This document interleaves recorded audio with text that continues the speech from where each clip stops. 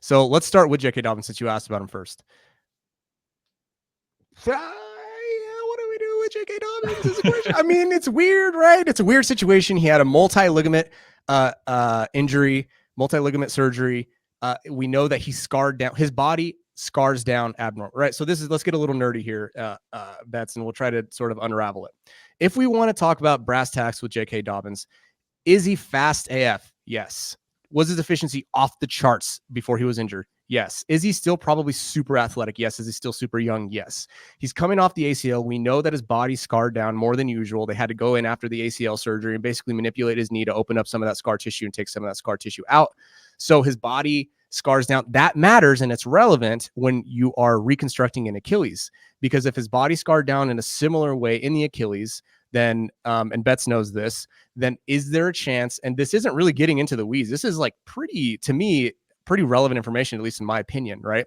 Like when he had that Achilles repair, even if it was a mini open, there's still tissue healing. There's still a healing response. Will his body respond in a similar way, lay down more connective tissue than necessary, making him stiffer and really sort of, I guess, reducing his explosiveness from that tendon even more? That's what I worry about with J.K. Dobbins. At the same time, we've never seen a guy this fast and this athletic with such high draft capital undergo two pretty extreme injuries this early in their career. And if it tells you anything, at least in my opinion, the Chargers only guaranteed him $50K. Teams don't guarantee that low of money for basically anybody other than like foot soldiers, like special teams guys, practice squad guys. So the Chargers are telling us with their contract that they're not expecting a ton either. If I had to give a prediction, Betz, I would say that J.K. Dobbins starts off pretty hot. I think in the first month of the season, you might see some explosive runs, a flash of who Dobbins was out of college. And I think that Twitter is going to victory lap and say that, the death of the Achilles injury and it's going to be the end of it. And then, unfortunately, I hate to predict this, but I don't think that it's going to last. I think that we'll see, a 10 carry for 20-yard type outing at some point. And then eventually, I just don't know how long he's even going to really stick around on that roster. But for early season production, I think he might be able to get there. But what say you? Yeah, I just sent you. I just texted you, so maybe you should check this out.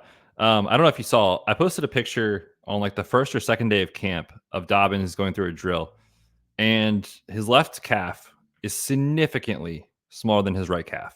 Now, in a month, we should expect some level of change, but like, I don't think that his left and right leg are the same strength at this point. Where like the left Achilles, the power is going to take time to come back.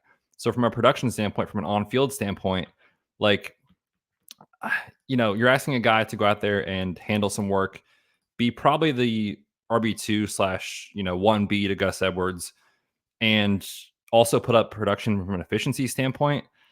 Again, it's just like you're asking a lot of this player that Dobbins just like needs a year, like a season in the NFL to just like get through it.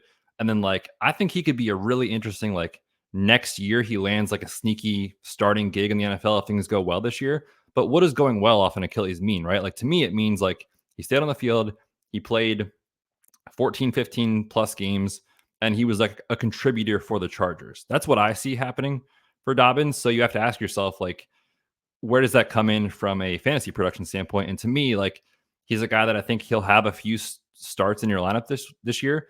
But if you're drafting Dobbins to be like an eventual RB2 for you that you play every single week, I would just be absolutely floored if that's the case. Yeah, I'm with you there.